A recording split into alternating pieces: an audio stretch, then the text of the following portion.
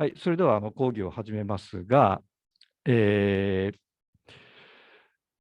前回のですね、講義の終わりの頃に出てきました、限界生産性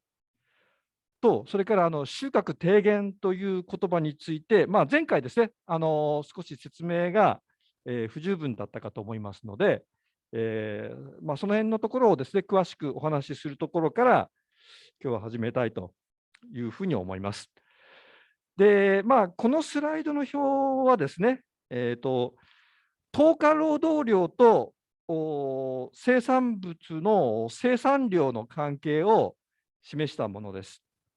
で、このスライド2枚目はですね、え先ほどの表を図にしたものです。で、なおですね、これらの表と図を作るために、使っている数値はですね、私がこの講義のために作ったもので、実際の観察によるデータではありません。ただ、数値の作り方はですね、前回お話ししました、収穫低減条件に従って、作ってあります。どの辺に収穫低減条件が現れているのかということについてはですね、すぐにお話しいたします。で、ただですね、収穫低減条件という点では同じというふうに申し上げましたが、前回と今回で少し違うところがあります。で、それは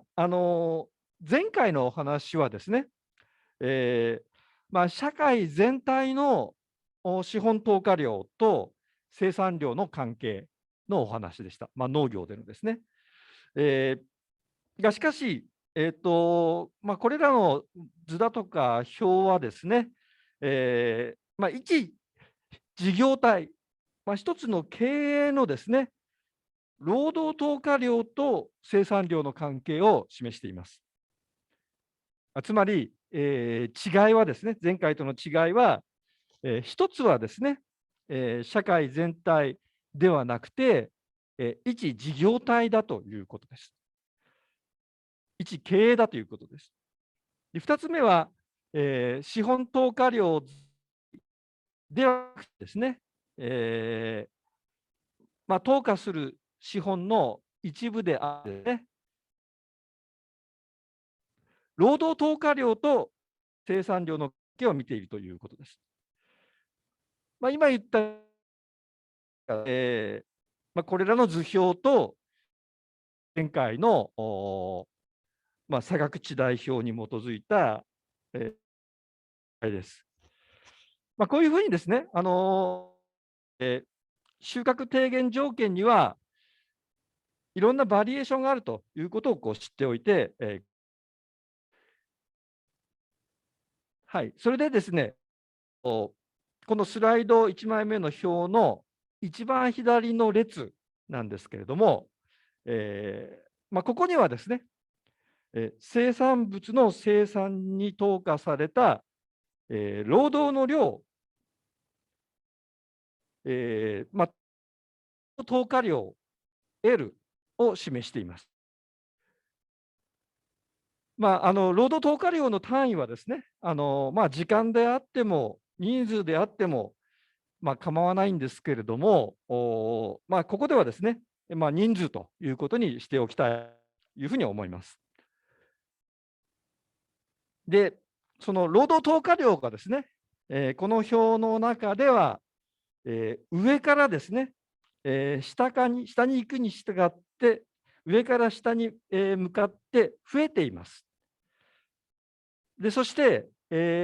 その労働投下量が、増えるに従ってですね、左から2番目の列の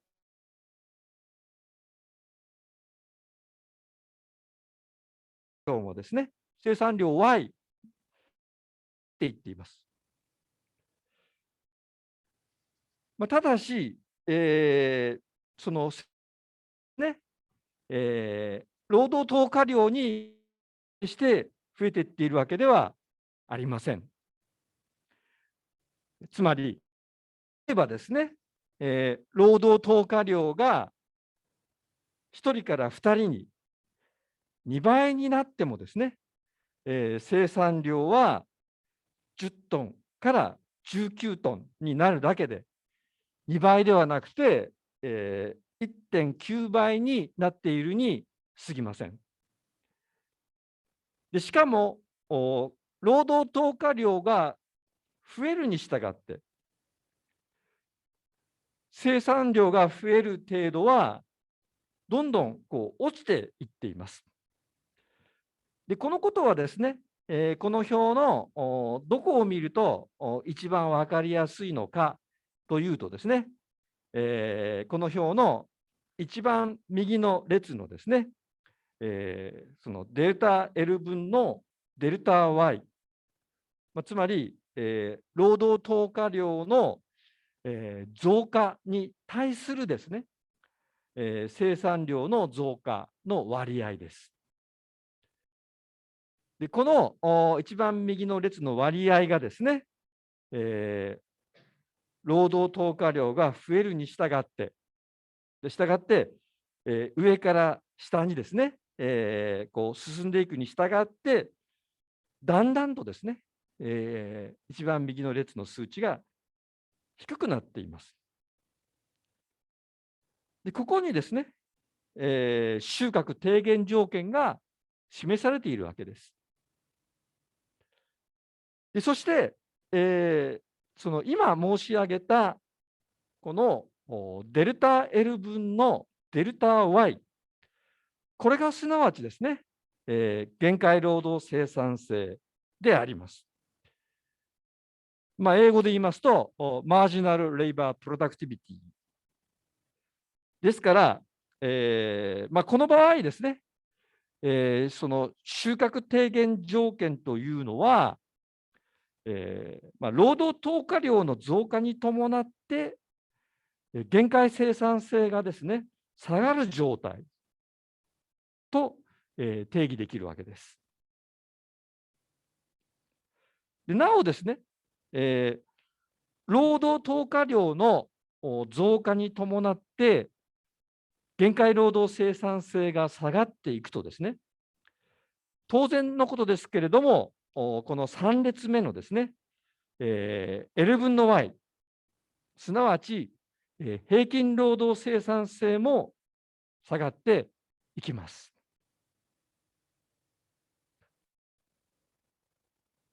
以上でですね、限界生産性、収穫低減条件の説明を終わりますが、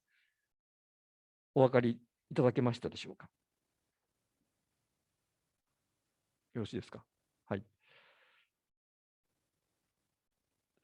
では、次に、行きますけれども、次はですね、価値法則の修正と貿易理論ということについてお話しします。で今まで、その3回にわたってですね、農業経済学の前段のお話として、より一般的なですね、経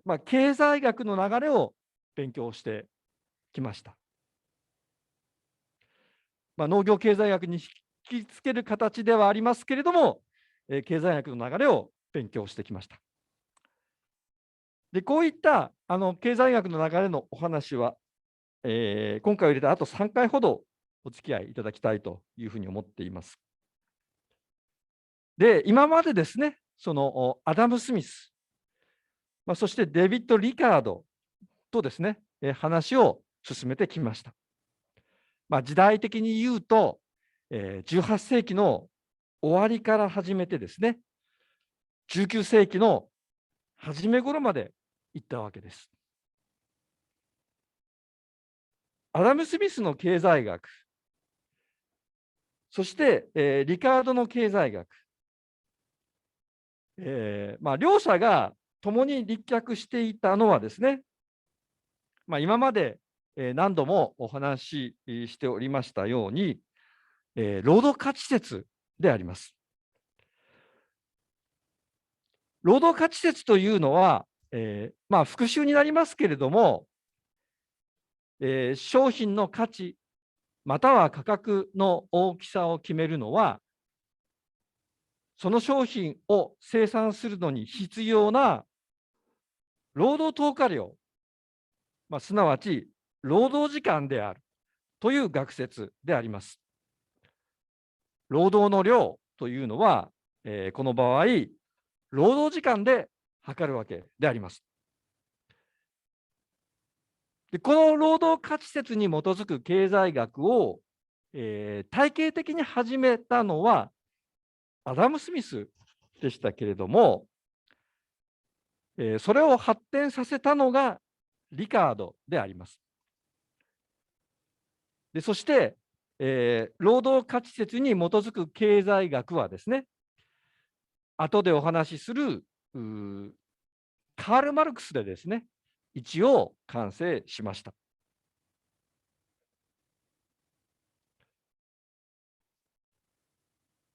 でなおですね、労働価値説の説明をこの講義でも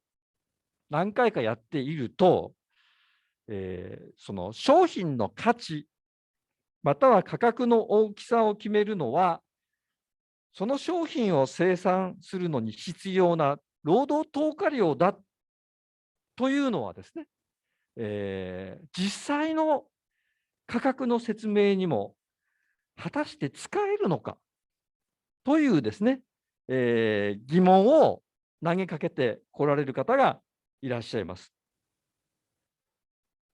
これはですね、もっともな疑問かと思います。で実はですね、商品の価値または価格の大きさを決めるのは、その商品を生産するのに必要な労働投下量だというですね、労働価値説の命題は、一つのものの見方でありまして、現実の価格現象に当てはめようとする場合には、実際にはですね、そこにいくつものですね、中間的な媒介項が必要になります。そこで、そういった中間的な媒介項の一つをですね、これからお話しします。で、リカードの理論にはですね、今までお話ししてきた、その地代論だとかですね、あるいは挙手的動態論のほかに、比較生産比説、比較生産比論という有名な理論があります。比較生産比論というのはですね、これは外国貿易に関する理論です。実はですね、リカードの比較生産比論はですね、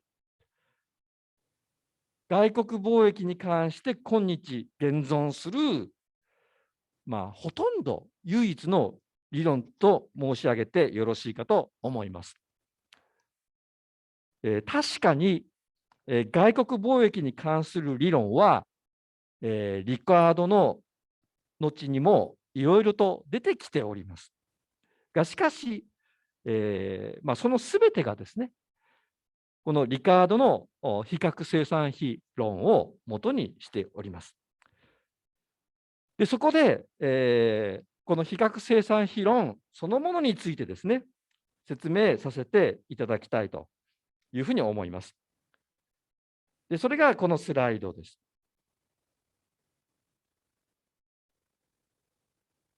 で、このスライドの下の方の表ではですね、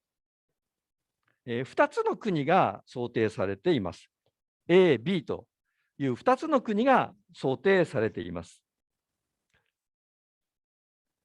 じゃあ A と B は何が違うのかというと、A はですね、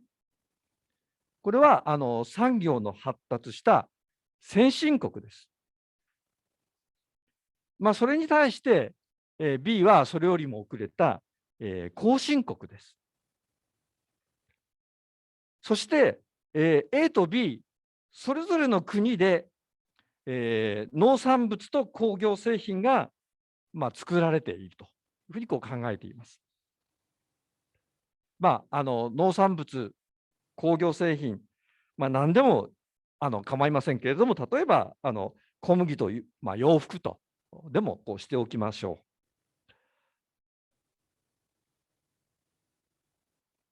さて、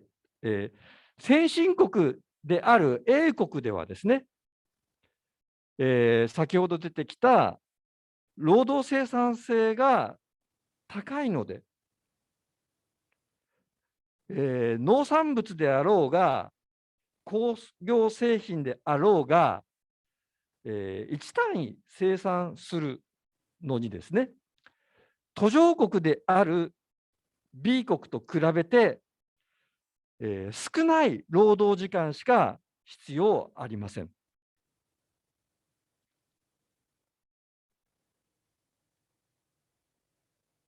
例えば農産物1単位生産するのに、A 国ではですね、2時間の労働で足りています。ところが B 国では農産物1単位生産するのに4時間もかかってしまっている。この表はそういうことを示しているわけです。次に工業製品でもですね、同じ1単位生産しようとすると、A 国は1時間、B 国では3時間ということで、B 国では A 国の3倍ものですね、労働時間がかかってしまうということです。つまり、その先進国ではですね、農業と言わず、工業と言わず、すべての産業の労働生産性がですね、後進国の労働生産性を上回っている。そういうことをですね、この表は示しているわけです。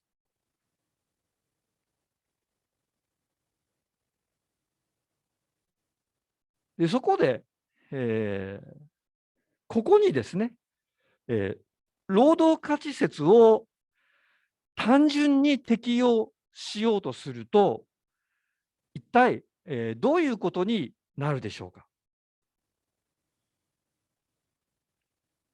A 国では、先進国である A 国では、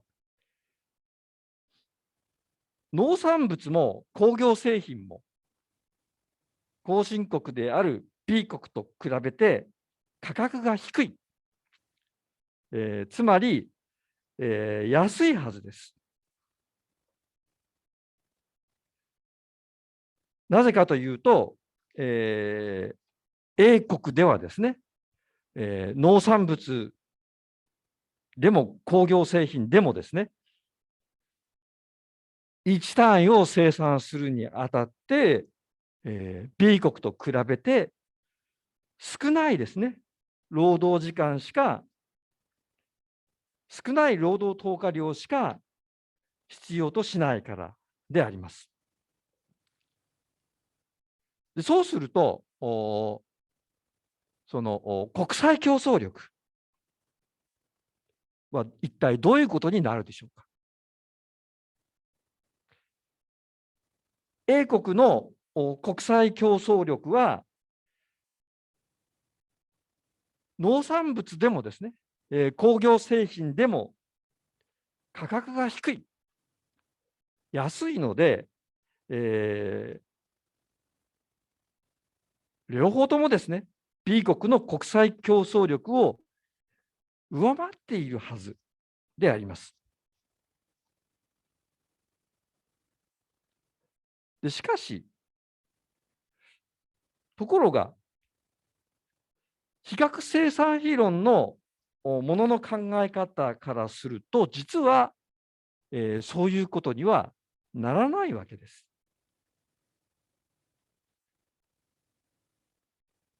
比較生産比論が問題にするのは、今見たような生産性の絶対的な優位、劣位ということではありません。比較生産比論が問題にするのは、相対的な優位、劣位です。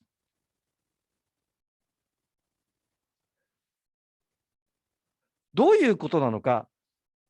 というと、農産物の生産では、A 国がですね、B 国の労働生産性を上回る度合い、程度は何倍かというと、2倍なわけですね。2対4ですから2倍なわけです。がしかし、工業製品の生産ではですね、A 国が B 国の労働生産性を上回る度合い、程度は1対3ですから3倍なわけです。で、この場合ですね、比較生産比論では、A 国はですね、工業製品の生産で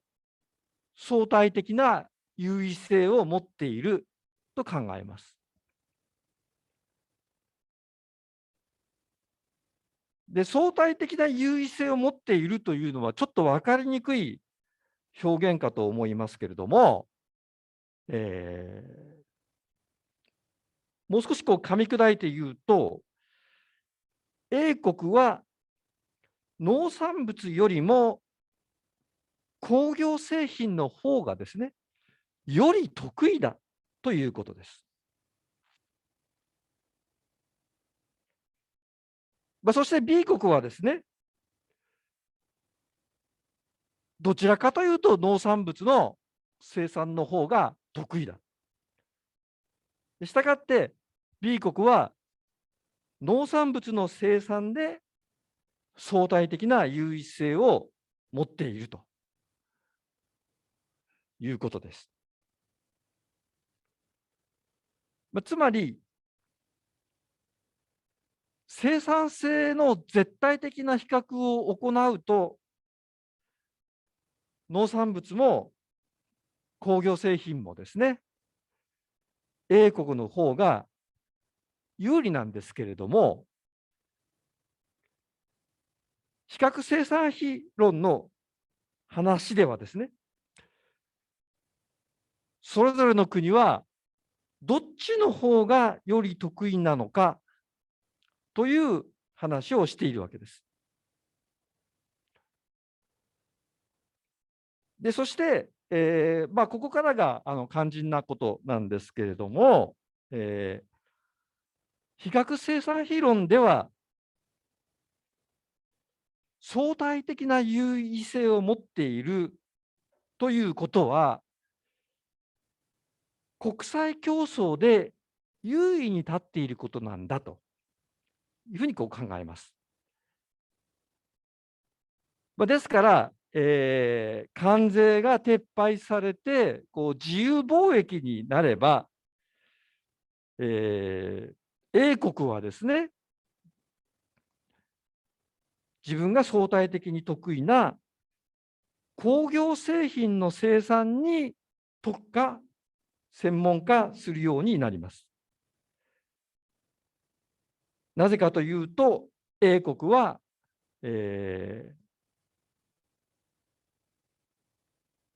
工業製品で相対的な優位性を持っていて、国際競争で優位に立っているからです。それに対して B 国はですね、相対的な優位性を持っている農産物の生産に特化、専門化するようになります。比較生産施設では、こういうふうにですね、考えるわけです。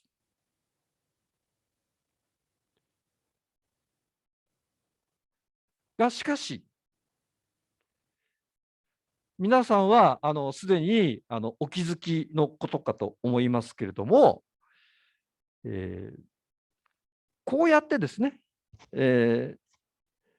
較生産比論が描き出す世界はですね、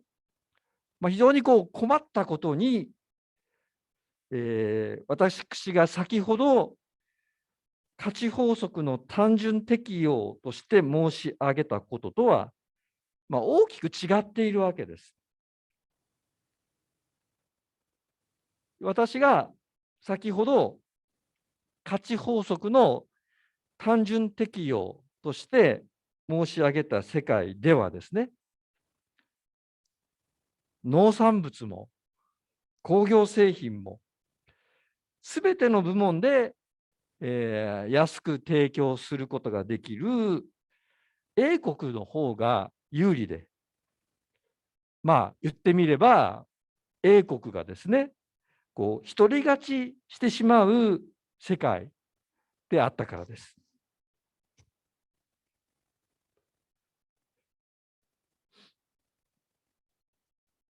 ではなぜですね、絶対的な生産性では劣っている後進国の B 国の農産物がですね、比較生産比論の世界では国際競争力を持っているのでしょうか。で、ここには実はですね、その価値法則の修正、より具体的に言うと、ここに書いてありますが、価値法則が国際的に適用される際の修正という問題があります。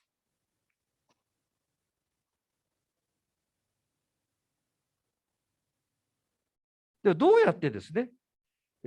価値法則が修正されて、その結果どうやって比較生産施設の世界がですね、価値法則と矛盾なく説明されるのか。これは実はその貿易論という学問分野の中心問題となってくるわけで、このことをですね、説明し始めますと、おそらく、長くなります。で、この講義は貿易論ではなくて農業経済学なので、ここでこれを詳しく説明することはしませんが、えーその代わりですね、簡単にかいつまんで説明させていただきたいというふうに思います。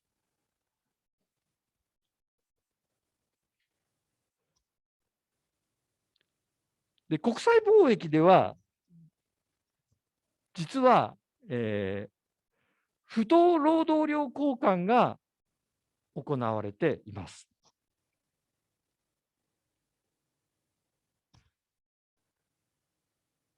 で、不当労働力交換というのは、例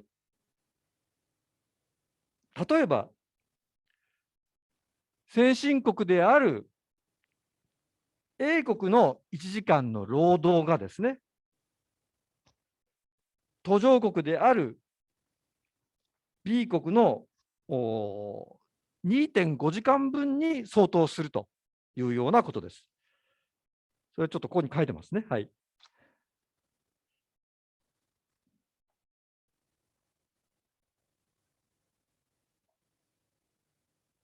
でそうすると、B 国のですね、農産物1単位は4時間労働の生産物で、A 国の2時間よりも多いんですけれども、英国の労働にこう換算しようとすると、4を2.5 で割る必要が出てきます。でそうすると、B 国の農産物の英国労働に換算した労働時間は、1.6 時間ということになります。つまり、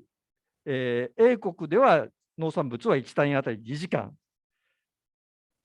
ですから、その2時間よりも少ない労働の生産物ということになるわけです。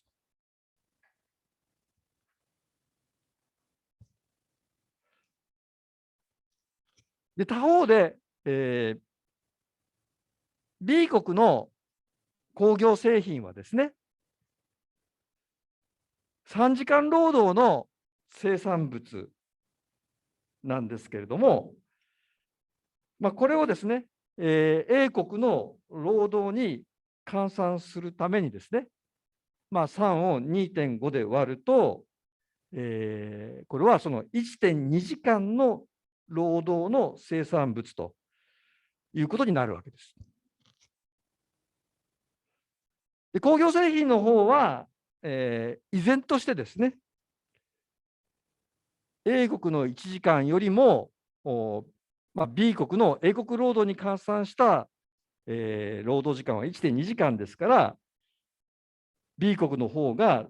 多い労働時間の生産物ということになるわけです。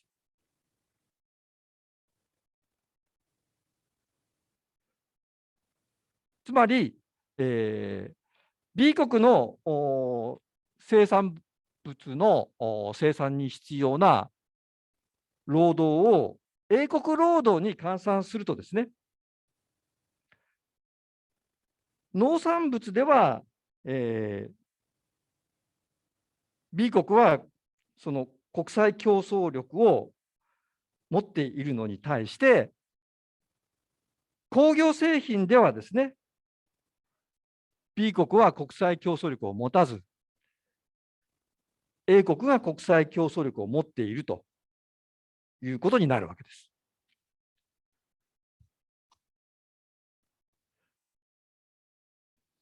で、そこで、さらに問題になるのがですね、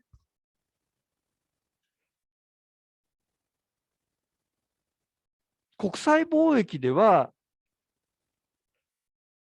どうしてですね、不当労働力交換が行われて、先進国である A 国の1時間の労働が途上国である B 国のですね、2.5 時間の労働に相当する。こういうことがどうして起こるのかということが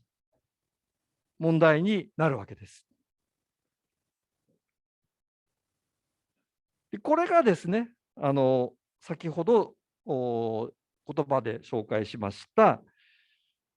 価値法則がですね、国際的に適用される際の修正ということです。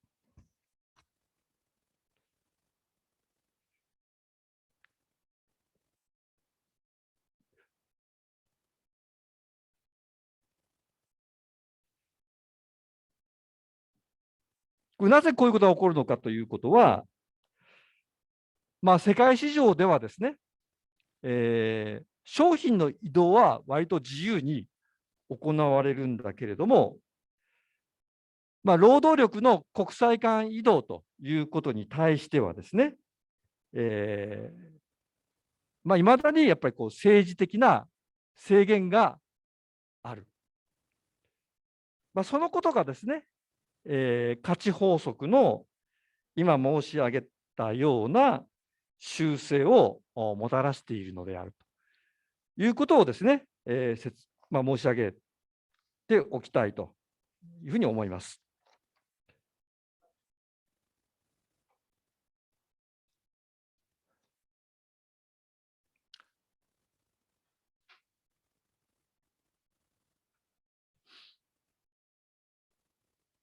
で、この比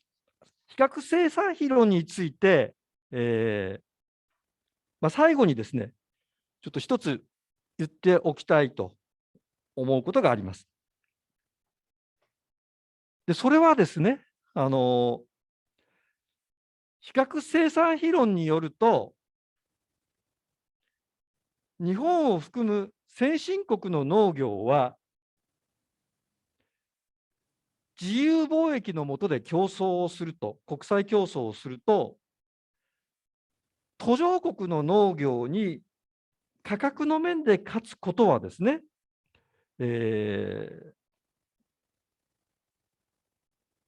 かなり厳しいということです。なぜかというと、比較生産比論によると、農業の国際競争力は、農業の絶対的な生産性で決まるわけではないからです。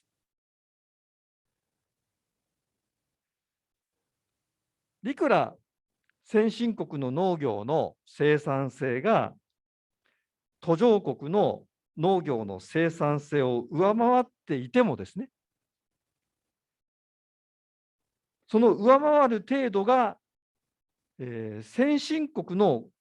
工業の生産性が途上国の工業の生産性を上回る程度に及ばなければですね、先進国の農業は比較劣位となって、価格の面で国際競争力を持たないということに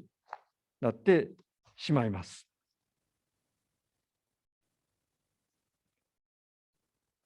ただし、今、私が申し上げた結論は、今日ですね、その現実には、北米やヨーロッパの先進国がですね、農産物の輸出地域であるのに対して、アフリカなどの途上国にですね、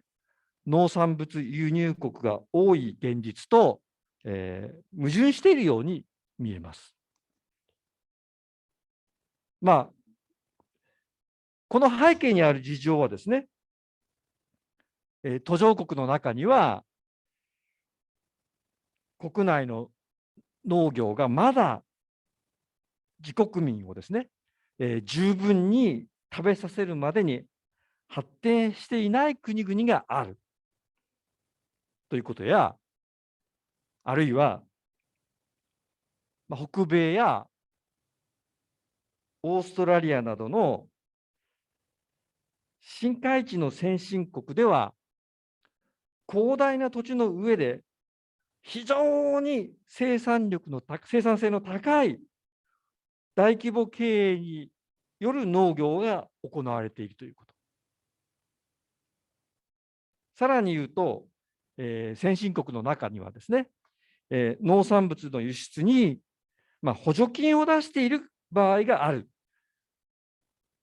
こういったことによって、説明されるわけです。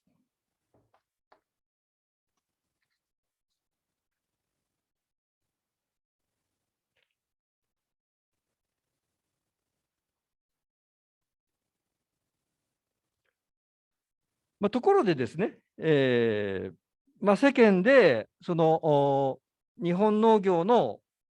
国際競争力を高めるためにですね、日本農業の生産性を高めるべきであるという議論がなされているのを耳にします。当然ですね、皆さんもこういう話をですね、どこかで聞いたことがあるのではないかというふうに思います。しかしですね、こういう議論は、その比較生産比論を踏まえるとですね、かなり非現実的な議論であるということはですね、今日の私の話を聞いてご理解いただけたのではないかというふうに思います。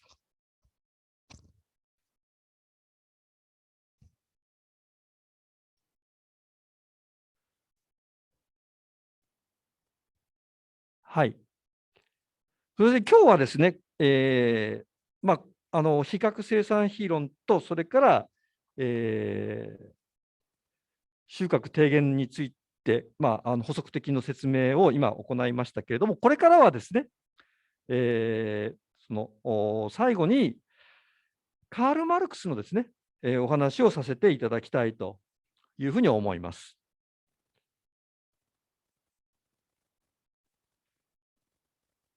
カール・マルクスは、リカードの学問体系を引き継いだというふうに私は申し上げましたが、時期的に言うと、19世紀の中頃であります。マルクスはですね、いろんな面を持った人物です。シュンペーターというですね、経済学者が書いた有名な本に、資本主義、社会主義、民主主義というタイトルがついたものがあります。その本の中で、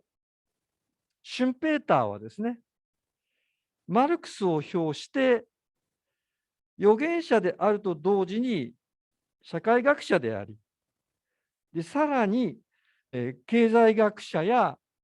教師でもある人物として描いています。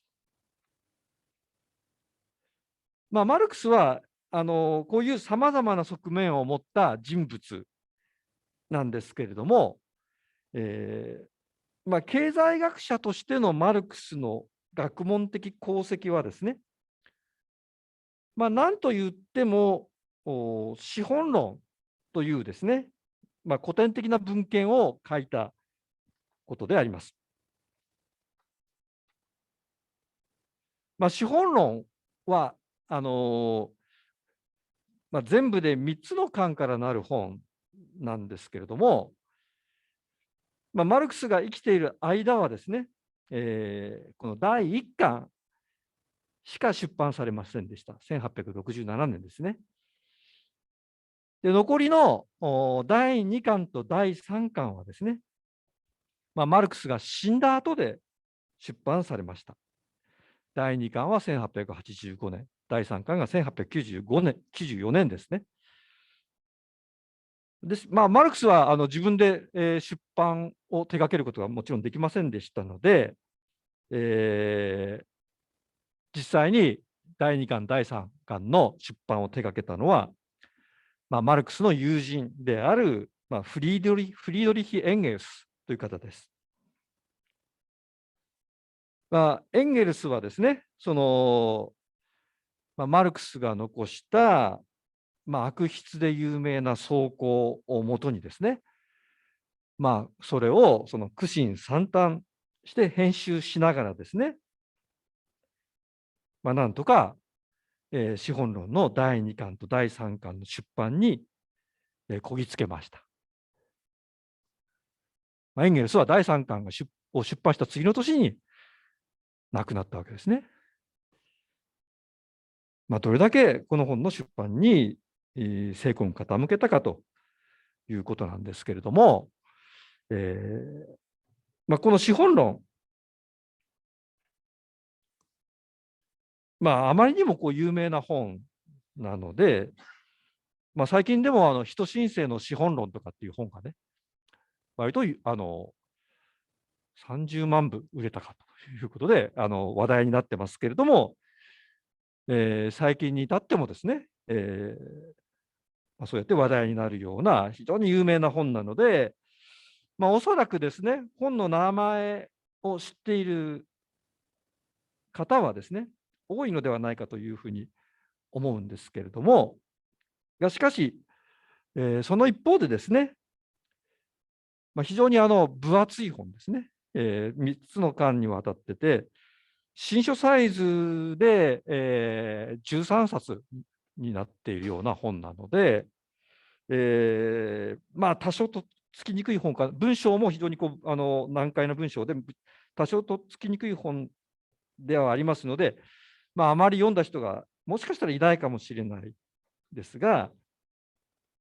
これはやっぱりちょっと大学生の、必読文献の一つじゃないかなというふうに私は思いますので、実際その社会科学の論文や本には資本論の記述を踏まえたものが無数にありますから、ぜひですね、皆さん、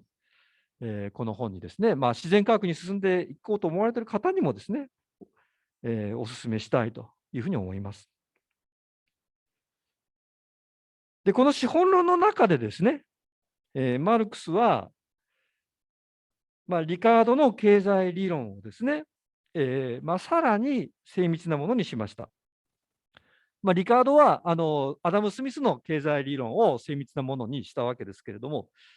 マルクスはそこからさらにですね、経済理論を精密なものに仕上げていったわけです。しかし、その、マルクスのですね、経済理論のお話をする前にですね、今日はそのマルクスが行った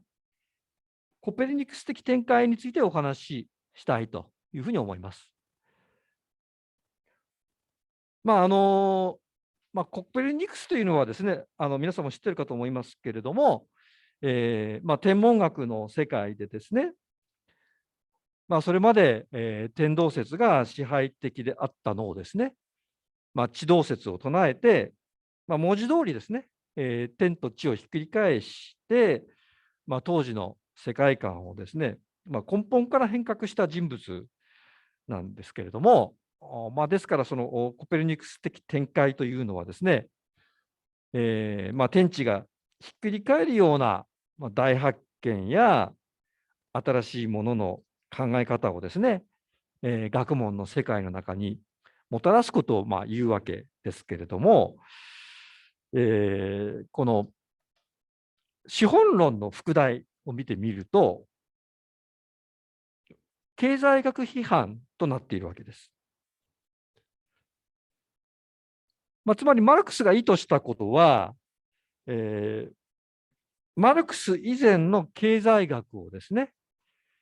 すべて批判して、経済学をですね、根底からひっくり返すということでした。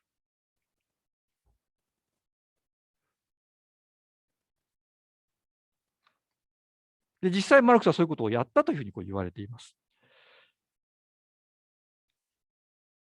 では、マルクスが行ったそのコペルニクス的展開は何であったのかというとですね、それは短く言うと、ここに書いてますが、資本制社会の歴史性を認識したということです。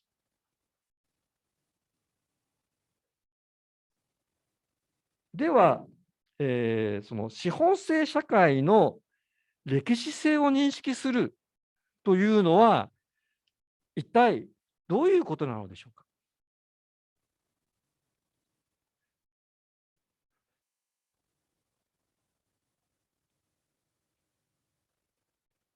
資本制社会の歴史性を認識するということは、この噛み砕いて言いますと、資本制社会をある時に始まって、そして、ある時にもしかしたら終わるかもしれない。終わる可能性のある社会として認識するということです。で、そして、そういう意味でですね、資本制社会を、歴史的に、経過的で過渡的な社会として認識するということです。そして、こういうことがですね、マルクスが資本制社会の本質を理解して、経済学の世界でコペルニクス的展開を成し遂げる上で、極めて重要な意味を持っていたということです。では、資本制社会の歴史性を認識するということ。資本制社会がある時に始まって、そして、もしかしたら、ある時に終わるかもしれない社会として認識するということがですね、経済学に、一体どういう革命を引き起こしたのかということです。でしょうか。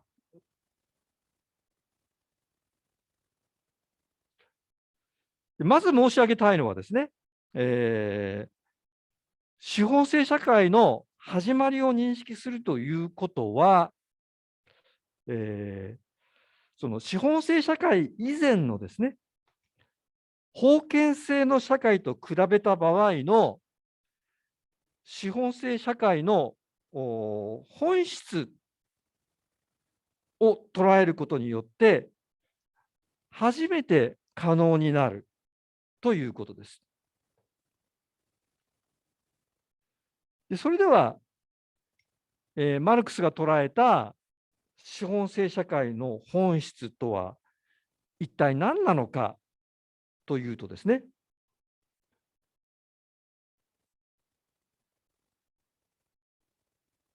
資本制社会とは基本的に、資本と賃労働の関係によって成り立っている社会だということです。つまり資本制社会というのは、基本的にその資本家または経営者と、労働者から成り立っている社会であります。で、それに対して、歴史を遡って、封建社会を形作っていた基本的な関係は何であったのかというとですね、それは日本の江戸時代を見ても分かりますように、領主、封建領主、お大名様と、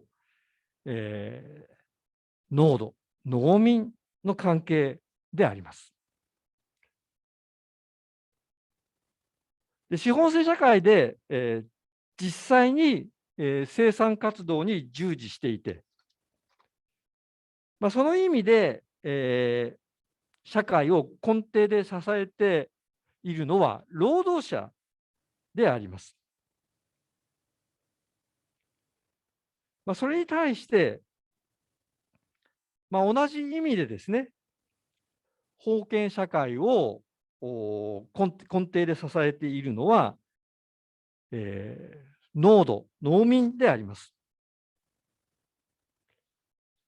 でなおですね、この農奴というのはですね、え農業を主な職業にしている人という意味ではですね、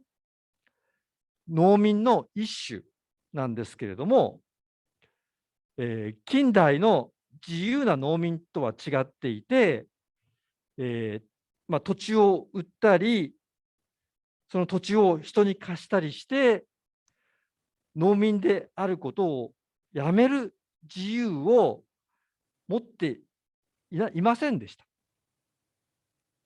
こういう意味で、不自由な身分であります。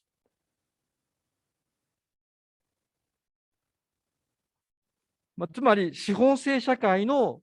労働者、封建社会の農奴、農民といった形でですね、2つの社会をその根底で支える人たちは大きくですね、異なっているわけです。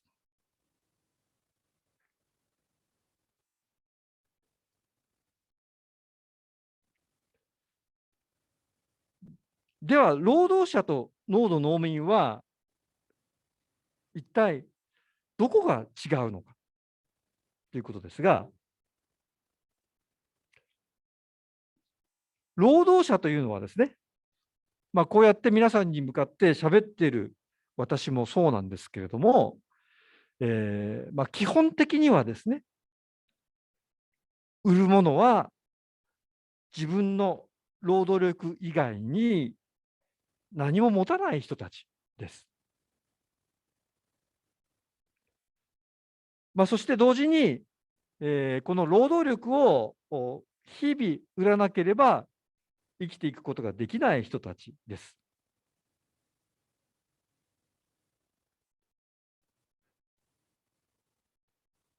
では、労働力を日々売らなければ生きていくことができない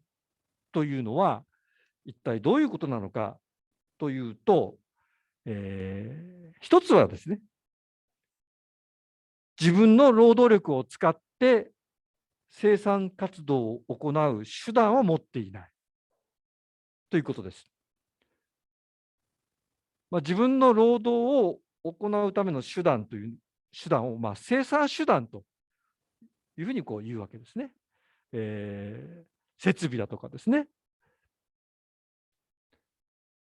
それから原材料とかですね、そういうものを持っていない。資本制社会で生産手段を持っているのは、誰かというと、それは、資本家、経営者、企業であります。生産手段は資本家、経営者、企業の所有物になっているわけです。ですから、資本制社会ではですね、労働者が労働を行うためにはですね、資本家、経営者、企業に対して、えー労働力を売らなくてはいけないわけです。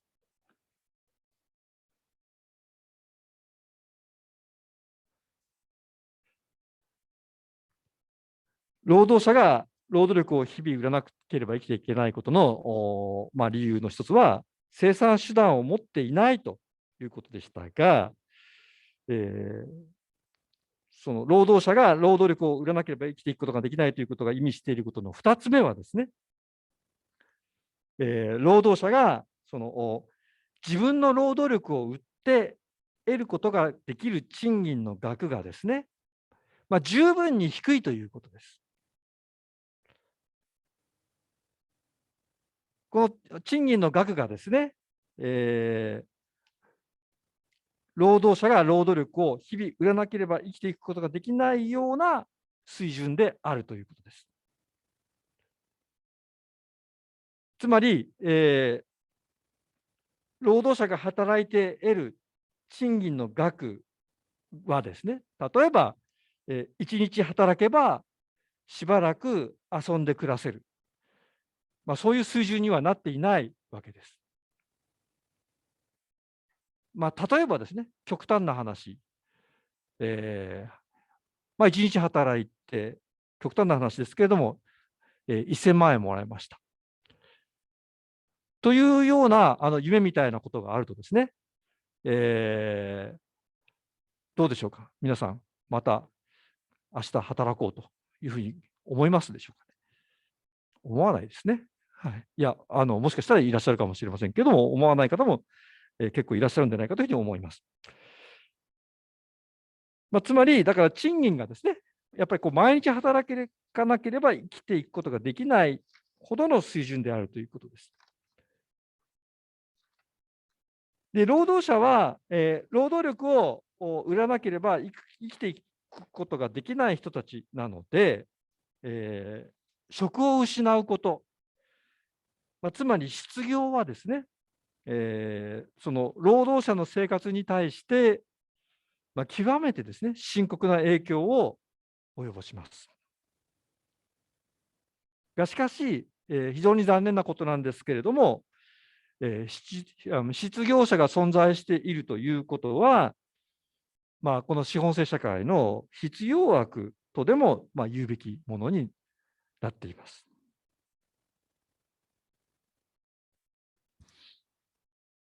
で、こういう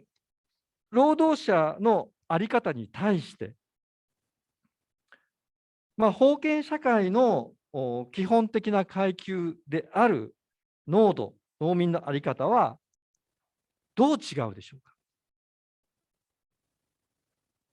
先ほど、農奴、農民は土地に縛り付けられている人たちなんだというふうに言いました。土地に縛り付けられているというのはですね、確かに、移動の自由がなくて、不自由であるということです。しかし、別の角度から見てみると、土地に縛り付けられているというのはですね、実は自分たちの生活を維持していく上で、どうしても必要な食料を生産する手段を、保障されているということです。ですから、農奴農民は実は、生活保障の与えられた、安定した身分であったわけであります。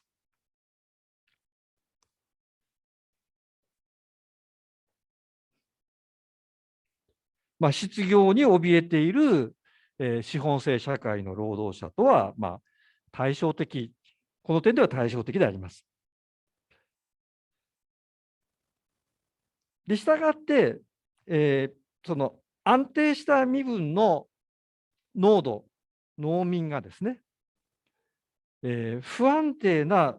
労働者になるためにはですね、農民が土地を失うプロセス、歴史的なイベントがあるわけです。で、しかも、資本制社会の確立などということになってくると、こういう農民の土地喪失、農民が土地を失う過程が、社会を揺るがす、社会を震撼させるほどの大きな規模で起こるわけです。こういうですね、資本制社会の始まり、資本制社会の出発点にある農民の土地喪失過程、農民が土地を失う過程、あるいは、マルクスの表現を直接使わせていただくと、直接的生産者の土地からの分離過程のことをですね、経済史ではここに書いてありますが、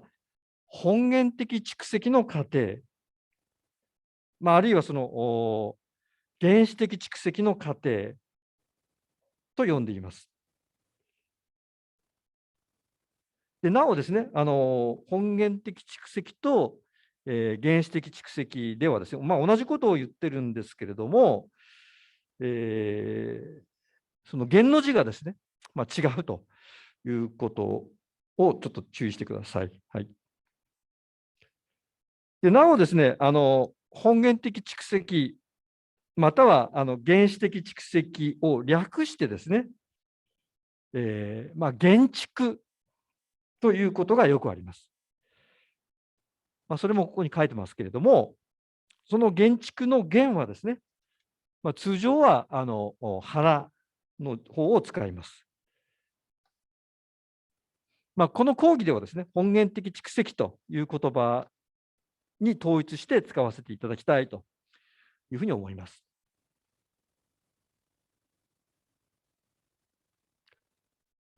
さて、その資本制社会はですね、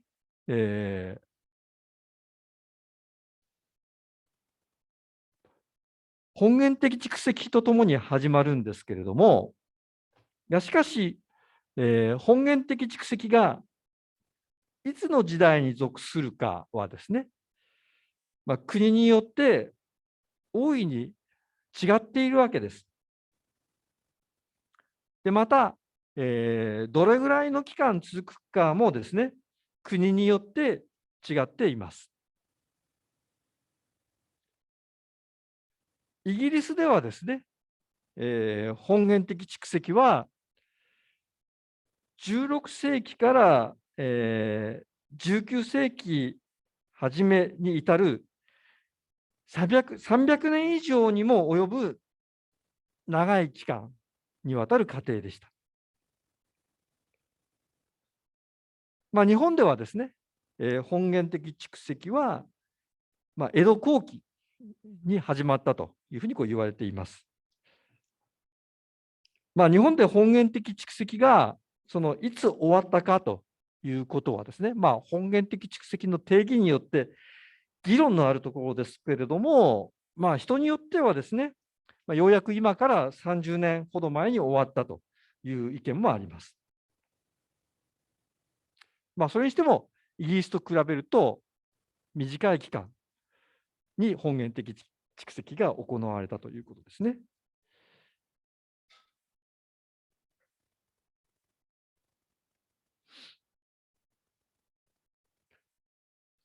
でそれでは、本源的蓄積の過程で、農民はですね、どのようにして、土地を失うのでしょうか。ここではその封建時代の本源的蓄積についてちょっとお話をしたいというふうに思います。そこには、2つの道筋があります。一つはですね、農民が土地を売るということです。持っているものをですね、売るわけですから、土地を失うと言ってもですね、これは割と真っ当なやり方であるわけです。しかし、私はですね、先ほど、封建社会では農民は土地を売ることができないというふうに申し上げました。で、封建社会の全盛期、封建社会の真っ只中にはですね、確かに農民は土地を売ることができませんでした。しかし、封建社会もですね、終わり頃になってくると、だんだんとですね、社会の規律が緩んでくるわけです。基本的に、自給自足の生活を営んでいた農民の生活の中に、つまり基本的に自分で消費するものを自分で作って生活していた農民の世界の中に、徐々に商品経済が忍び込んできます。で、商品経済というのは、一人一人の人間がマーケットで競争している世界です。ですから、商品経済にはですね、優勝劣敗があります。商品経済の結果は、勝ち組と負け組の存在であるわけです。つまり、商品経済の結果は、貧富の格差であります。で、そのため、商品経済が農民の世界の中に忍び込んでくると、生活苦に陥る農民が出てくるわけです。そしてその結果として、つまり生活苦の結果として、土地を売るということが、頻繁に行われるようになったわけであります。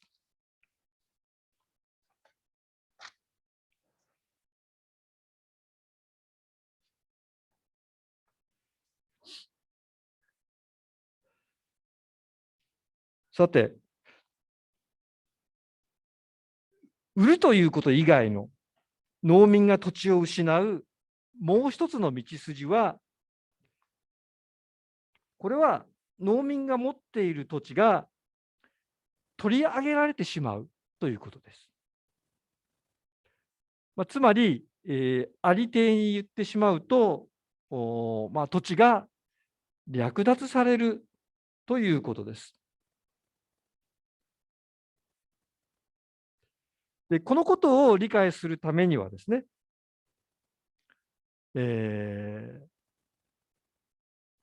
封建社会における農民の土地に対する権利を理解する必要があります。そこで今からそれを説明しますが、封建社会における農民の土地に対する権利は、通常2つの部分からなっていました。一つはですね、分与地と言われるものに対する権利です。で、分与地というのは、個々の農民家族に対して、村からですね、こう分け与えられた土地です。で、農民は、自分に分け与えられた土地を耕す権利を持っているわけです。この分与地の上で、農民はですね、家族単位で農作業を行っていました。そして、分与地で生産された農産物はですね、農民が自分の家で消費したり、あるいは、年貢として支払うために使っていました。以上が分与地です。次に、封建社会における農民の土地に対する権利の2つ目の部分なんですが、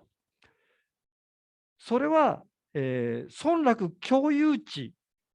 に対する権利であります。村落共有地の上で農民は何をやっていたのかというと、それは、そこで家畜を放牧したり、あるいは、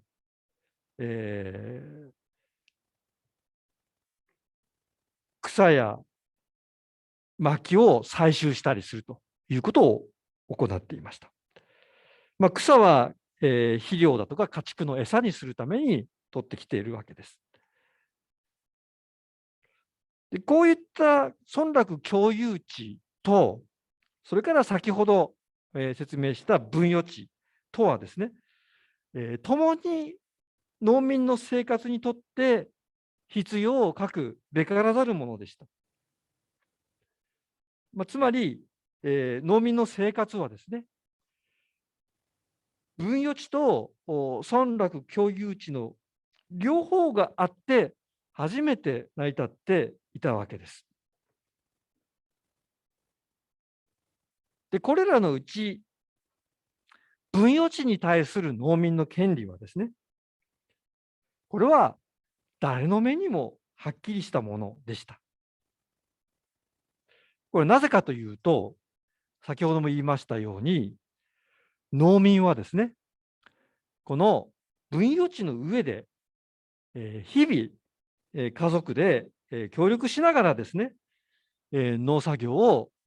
行っていたからです。言うならば、農民はですね、分与地を日常的にですね、実行支配していたわけです。土地を所有するということの背後にですね、土地に対する労働投下を見るのはですね、典型的には古代ゲルマン法的な土地所有の観念なんですけれども、土地がですね、実際にそれを使っている人のものだと考えるのはですね、ゲルマン民族に限らず、多くの民族に見られるものです。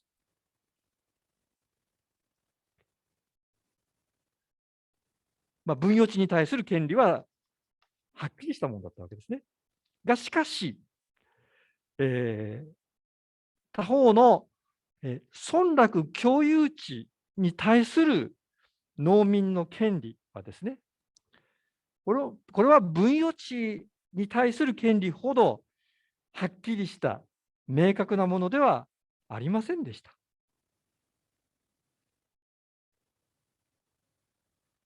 それはみんなのものだという観念の中に存在していたものです。村落共有地に対する農民の権利はですね、分与地のように労働による裏付けを持つものではなかったわけです。こういうですね、言うならば甘さがですね、政治的、経済的な有力者に疲れるわけですね。そして、村落共有地はですね、封建社会の終わり頃になってくると、有力者によって、略奪され始めるわけです。取り上げられてしまうわけです。村落共有地の有力者による略奪はですね、略奪と言ってますけれども、もちろん強引に行われることもありましたが、時にですね、その法律を使って行われるということもありました。有力者たちは、自分たちに都合のいい法律を作ってですね、いわば合法的に、村落共有地を、取り上げてしまったわけです。先ほど農民の生活はですね、村落共有地と、分与地があって初めて成り立っていたというふうに申し上げました。ですから、村落共有地に対する権利を失ってしまった、農民の生活はですね、結局のところ成り立たなくなってしまって農村を捨て、都市へと流出していくことになってしまったわけであります。以上がですね、資本制社会の始まりを認識することに伴うコペルニクス的展開であります。で、本日はですね、限界生産性という言葉の意味、リカード比較生産比説の説明、でさらに、マルクスによる、資本制社会の歴史性の認識についてお話ししました。次回は、資本制社会の終わりの可能性を認識するということについて、お話ししたいというふうに思います。